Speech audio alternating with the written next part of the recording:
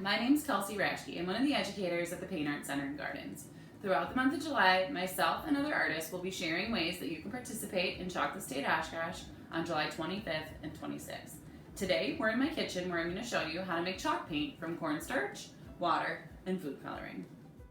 To make our at-home chalk paint, you're going to need some cornstarch, water, food coloring, a mixing bowl, whisk, measuring cup, some sort of muffin or cupcake tin so you can make a lot of different colors, and brushes for when you're ready to paint. This recipe is super easy. It's just equal parts cornstarch and water, which means you can make as much or as little as you want. I did a half a cup of cornstarch and a half a cup of water. I add a little bit of extra water just to make the dissolving process go better. It's going to be really clumpy when you first start. Just keep stirring and working through it until all the clumps are dissolved.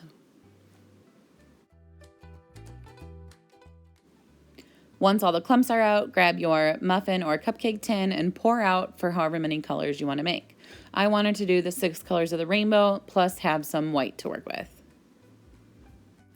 Now we're ready to add some color to our chalk paint.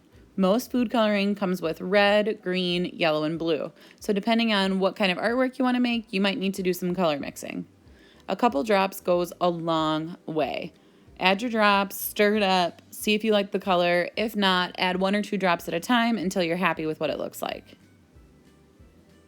As soon as your colors are mixed up, it's ready to go. So I got some fresh water and a variety of brushes and headed outside with my chalk paint.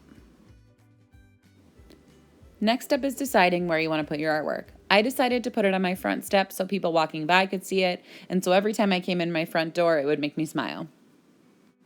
Don't worry if it doesn't look like it's working when you first start painting. It takes a couple seconds for it to dry and for that chalk-like quality to appear. You can go back in places and touch things up as it dries if it looks like one spot didn't get as much as the others. When you're ready to switch colors, grab that clean water, rinse off your brush, and keep painting.